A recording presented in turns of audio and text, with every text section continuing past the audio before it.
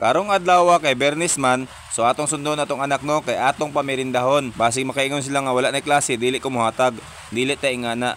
Ang atong mga anak mga tats aton ning atimanon. Kung unsa ang kaya nato ihatag sila ha, atong ihatag. Pinaagi aning merinda. Kana lang gumakaya sa tong bulsa mga tats. Malipay na sila mga tats nga makapalit sa mga ingana, di ba? Kay kani ako mga anak mga tats, wala ko nagianad og social kay dili ko ganan ingana.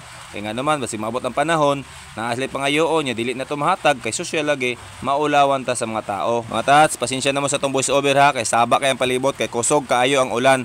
Basig matingala mo habang gayayo ko diri naay gasyaok-syaok. Gaulan mga tats, alang asa ta mo tago. Mayon tag simentado atong balay mga tats. Unya naikisami, di jud madungog ang ulan.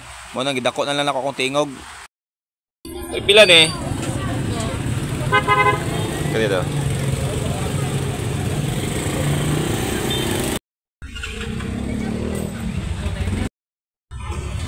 Bayad na ko ba? Oh. Bayad na ako.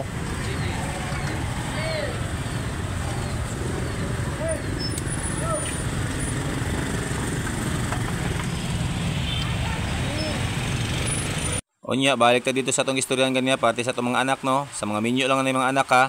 Siyempre ulitaw ko ro pag gusto man jud laglaag. Ingani jud akong kinaiya mga tas kung asa ko malingaw didto ko na sila dalon. Kutob lang sa mong makaya nga paliton. Kay ngano man wala ba tay kwarta. Ang atong kwarta igo pa budget sa ilang matag adlaw-adlaw.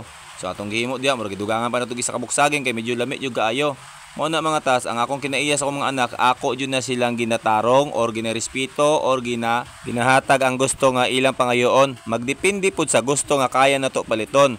Kaysa akong kabahin mga tats, dili ko gustuhan ng arte. Mo na perminti akong ginaingon sila ha, samtang ga eskwela mo karon, matuto mo magantos, magtipid or makisama. Unya na mo pagustog palit kung naa na may mga trabaho or nakahuman na mo eskwela, kana pwede na ninyo paliton ang inyong gusto. Siyempre mga tats, di man jud na to maiwasan nga maibog ang mga bata, di ba? Kung sa ilang makita di ang lami nga pagkaon, maibog jud na sila. Kisa gud dili gusto mo palit ang lami nga pagkaon mga tats kung naa lang tay kwarta.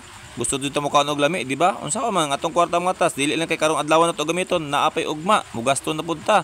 Sama karon nga naay klase. May man ang uban ginikanan dira kay kung unsa ila pangayon ilang anak mahatag din nila kay insakto mas lag budget. Kitaan isang kahig duhay tuka o say lima pay tuka o say wa pay tuka. Mao jud na tinuod nga kinabuhi nako mga tas, dili ningon nga atik-atik or kanang binong-binuang istorya. Ing anak ko ka pobre og ing anak po ko ka respetado sa akong pamilya. O di ba? Nalipay na sila sa simpleng nga merinda mga tas, bisag isaw-isaw lang to mga tas.